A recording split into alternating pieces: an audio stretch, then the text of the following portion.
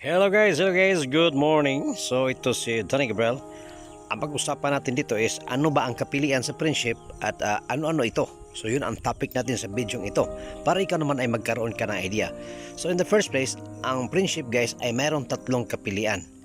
So pwede ka mamili sa tatlo kung saan ka magjo-join. So itong lahat ay puro mga magaganda.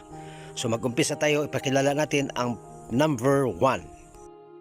Okay guys, ang number 1 ay itong tinatawag na friendship regular or friendship 385. Bakit madalas tinatawag naming friendship 385? Dahil ang puhunan dito is 385. At paano ka ba kumita dito? Dito guys, sa friendship 385, napakarami na po ang kumikita rito.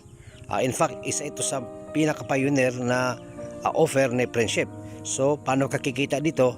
Unlimited direct referral, bibigyan ka ng $1 sa bawat ma-refer mo na tao na mag-subscribe ni friendship. Take note, walang limit kahit ilan. So, halimbawa, naka-refer ka ng 5, meron kang $5. Kung naka-refer ka ng 10, may $10 ka. Kung naka-refer ka ng 20 ka tao, may $20 ka. Ganon ang friendship 385. At ang tawag dyan sa lahat ng direct invite mo ay first level. So, ang good news dito guys, yung lahat ng nasa first level mo, pag maka-refer ng tao, bawat isa sa kanila magkaroon ka rin ng $1. Dahil alam mo ba na ang ating commission hanggang mula sa first level up to 5th level. So ibig sabihin, kung maka-invite yung first level mo, sila na yung second level mo. At yung second level mo, pag maka-invite, sila na rin ang third level mo. At ang third level mo, pag maka-invite, sila na ang fourth level mo. At ang fourth level, pag maka-invite, sila na ang fifth level mo. Grabe dito guys. In fact, marami nang kumikita dito kahit isa nga lang na-invite, basta masipag lang kikita ka rito. So yun ang kitaan dito sa friendship 385. Okay guys, ang pag-usapan naman natin dito is about sa pangalawa na kapilian sa friendship. Itong tinatawag na friendship booster. So ano ba itong friendship booster? Ang friendship booster guys is pangalawang kapilian sa friendship kung saan parang katulad lang din sa friendship 385. Kung sa friendship 385 ay hanggang 5th level, dito naman sa friendship booster ay hanggang 15th level. Kung nagawa nga namin kumita sa halagang 385 at hanggang 5th level, ano pa kaya itong 15th level? Ibig sabihin, kung sa 385 hindi mo na nakuha yung invite sa 5th level, dito sa booster, makukuha mo pa ang iyong komisyon hanggang 15th level. Katulad yan sa makikita mo sa picture, halimbawa.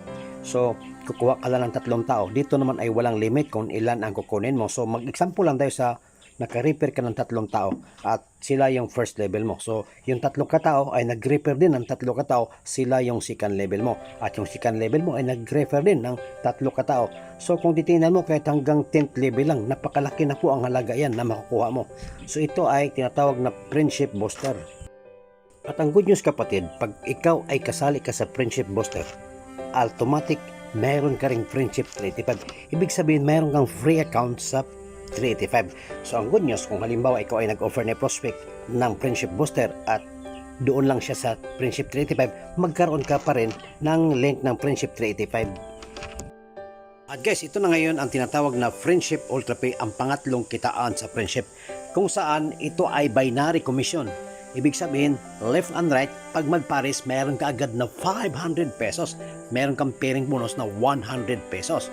So, kung makikita mo sa picture, halimbawa ikaw yung nasa taas, pag maka-invite ka, ilagay mo sa left and sa right, automatic meron kang 500. At dito guys, maximum 10 pairs per day. Ibig sabihin, pwede kang makikita dito ng 5,000 a day sa isang account. Ganito kaganda ang friendship ultra pay.